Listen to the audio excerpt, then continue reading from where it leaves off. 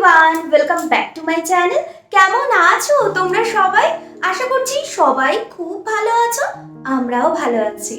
প্রথমেই সবাইকে জানাই হ্যাপি নিউ ইয়ার। সবাই অনেক অনেক আনন্দ করো আজকের দিনটায়। জানি আনন্দ করছো, সবাই অনেক ভালো থাকো, সুস্থ থাকো, ঈশ্বরের কাছে সর্বদাই এই প্রার্থনাই জানাই।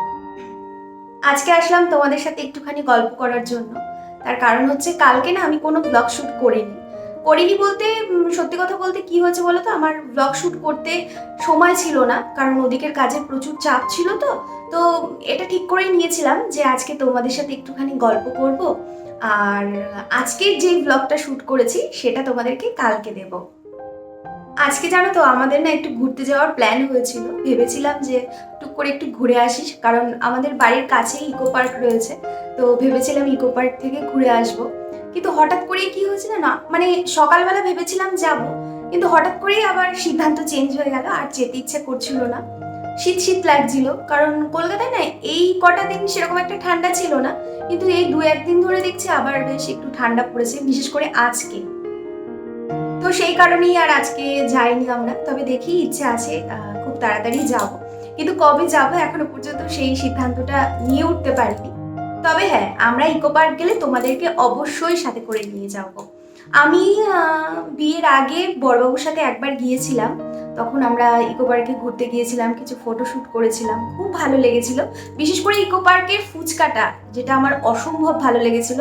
বড়বাবু তো এখনো বলে জানো তো যে ওরকম ফুচকা নাকি ও কোথাও খায়নি। হয় না, একটা জায়গার ডিফারেন্ট কিছু টেস্ট থাকে, তো সেটাই হয়েছিল আর কি। তাও আমরা পুরোপুরি জানো ইকো পার্কটা ঘুরতে পারিনি, আর এবার ইচ্ছে আছে একটুখানি টাইম হাতে নিয়ে যাব, কিন্তু তাও জানি আমরা পুরোটা ঘুরতে পারবো না, কারণ ইকো পার্কটা না কখনোই একদিনে ঘোরা সম্ভবই হয়ে ওঠে না। আর নতুন বছরে তোমাদেরকে আরেকটা কথা বলতে চাই, সেটা হচ্ছে গেল বছর আমি আমার চুলটা কেটে ফেলেছি, ছোট করে ফেলেছি, ভীষণ পরিমাণে ড্যামেজ হয়ে গিয়েছিল, তো ওই জন্য চুলটা কেটে ছোট করে নিয়েছি। ইচ্ছে আছে এখন থেকে একটু ভালো করে চুলটাকে মেনটেন করব। 2025-এ যতগুলো ইচ্ছে রয়েছে তার মধ্যে এটাও একটা ইচ্ছে যে চুলটার প্রতি একদম ভালো করে প্রপার কেয়ার নেব, আর চুলটার যত্ন করব। আর তাছাড়া তো অনেকগুলো স্বপ্ন রয়েছে, ইউটিউবটা নিয়ে একটা স্বপ্ন রয়েছে, এছাড়াও আরও অনেক স্বপ্ন রয়েছে। আমরা মানুষেরা তো স্বপ্ন দেখতে ভালোই বাসি, তাই না?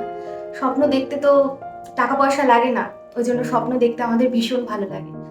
স্বপ্ন যখন অনেক উঁচুতে থাকবে, লক্ষ্য তো তখন ওই জায়গায় যাবে, তাই না?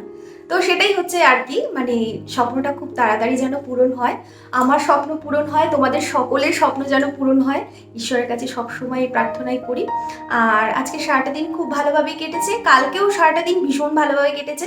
বড়বাবু কাজ করছে, কিন্তু কি হয়েছে জানো তো, সেই 25শে ডিসেম্বর থেকে না কাজের প্রেশার প্রচুর পরিমাণে রয়েছে, কিন্তু হয় না, মানে কাজের ঠিক পরিমাণ এনার্জি নেই আমাদের মধ্যে, সেই কারণে কাজ করে যাচ্ছি, কিন্তু কাজ হাতের থেকে মানে কমপ্লিট হচ্ছে না সব। আর এমনিও এটাই সবসময় আমার মুখে শুনতে পারবে যে প্রচুর কাজের প্রেশার রয়েছে। আসলে কি বলো তো, উনি এমন একজন মানুষ, ওনার হাতে কখনো কাজ শেষ হয় না। আমি তাকে জিজ্ঞাসা করি যে কাজটা কি শেষ হয়েছে, কাজটা শেষ হবে কখন, বলে এই তো হয়ে যাবে, কিন্তু মানে গিয়ে দেখা যায় যে কাজটা আর শেষ হয় না। এটাই হচ্ছে কথা, যারা কাজ ভালোবাসে তাদের হাতে সবসময় কাজ থাকে, তারা কাজের মধ্যেই ডুবে থাকতে ভালোবাসে। এই মুহূর্তেও আমি তোমাদের সাথে এখন কথা বলছি, ও এখন পাশের রুমে রয়েছে, ও অফিস করে যাচ্ছে। আর ভাই তো এখন এখানে নেই, কারণ ভাই বাড়িতে গিয়েছে। ও তো আগে থেকেই বলে রেখে দিয়েছিল, কারণ এই সময়টায় ওর প্রচুর পরিমাণে পিকনিক রয়েছে, বন্ধুদের সাথে একটু টাইম স্পেন্ড করবে, এই হচ্ছে ব্যাপার। আর আমি কয়েকদিনের মধ্যেই বাড়ি যাব, মানে বাড়ি বলতে দুই বাড়িই যাব, তোমাদেরকে তো ব্লগে বলেই দিয়েছিলাম। তো খুব তাড়াতাড়ি সুন্দর সুন্দর ব্লগ তোমরা পেতে চলেছ। 2025-এর শুরুতেই অনেক সুন্দর সুন্দর ব্লগ রয়েছে। আর এছাড়াও 2025-এর শুরুতেই আমার জন্য যেটা রয়েছে সেটা হচ্ছে বাণীপুরের মেলা, পশ্চিমবঙ্গের দ্বিতীয় বৃহত্তম মেলা, যে মেলাটায় তোমাদেরকে নিয়ে যাব আর দেখাবো সেখানে দেখার মতো কত সুন্দর সুন্দর জিনিস আছে। আর ইচ্ছা আছে খুব ভালো করে একটুখানি কেনাকাটাও করব, দেখা যাক এখন কতদূর কি হয়। যাই হোক, এই হচ্ছে আমার আপাতত আমার যত গল্প তোমাদের সাথে এগুলো করে নিলাম। আর তোমরা অবশ্যই পাশে থেকো, যেরকম পরিমাণ ভালোবাসা দিচ্ছ সেরকম পরিমাণই ভালোবাসা দিয়ে যেও, আমি যেন পারি তোমাদেরকে খুব সুন্দর সুন্দর ভিডিও উপহার দিতে। এটাই হচ্ছে আমার একমাত্র কাজ। আর এখনো পর্যন্ত না আমাদের কফি খাওয়া হয়নি, আজকে সকালেও কফি খেয়েছি, এখনো কফিই খাবো। চলো এখন তাহলে আমরা একটুখানি কফি খাই আর একটুখানি নিজেরা একটু টাইম কাটাই। আসলে সত্যি কথা বলতে না, কালকে ঠিক করেই রেখেছি, কালকে থেকে না কাজে সেরকম এনার্জি ছিল না, তো তখন ঠিক করে রেখেছিলাম যে ওদিকে যখন কাজের প্রেশার রয়েছে আর এদিকে প্রেশার নিচ্ছি না, 1 জানুয়ারিতে সবার সাথে, পরিবারের সকলের সাথে একটুখানি বসে গল্প করব। কারণ তোমাদের সাথে না এরকম ফ্রন্ট ক্যামেরায় এসে একটুখানি কথা বলতেও আমার ভীষণ ভালো লাগে। তো ঠিক করে রেখে দিয়েছিলাম যে 1 জানুয়ারিতে তোমাদের সবার সাথে এসে একটুখানি গল্প করব, সময় কাটাবো, বেশ ভালো লাগবে।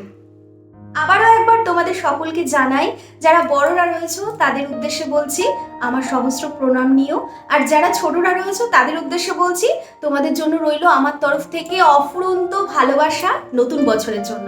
সবাই খুব খুব ভালো থেকো, সুস্থ থেকো, তোমাদের সকলের সব মনোবাঞ্ছা যেন পূরণ হয়ে যায় এই বছরে। তবে চলো আজকের মতো তোমাদেরকে এখানেই বিদায় জানাচ্ছি। তোমরা সবাই খুব খুব ভালো থেকো, সুস্থ থেকো। তোমাদের সকলের সাথে দেখা হচ্ছে পরবর্তী ব্লগে। ততক্ষণের জন্য তোমাদের সবাইকে টাটা।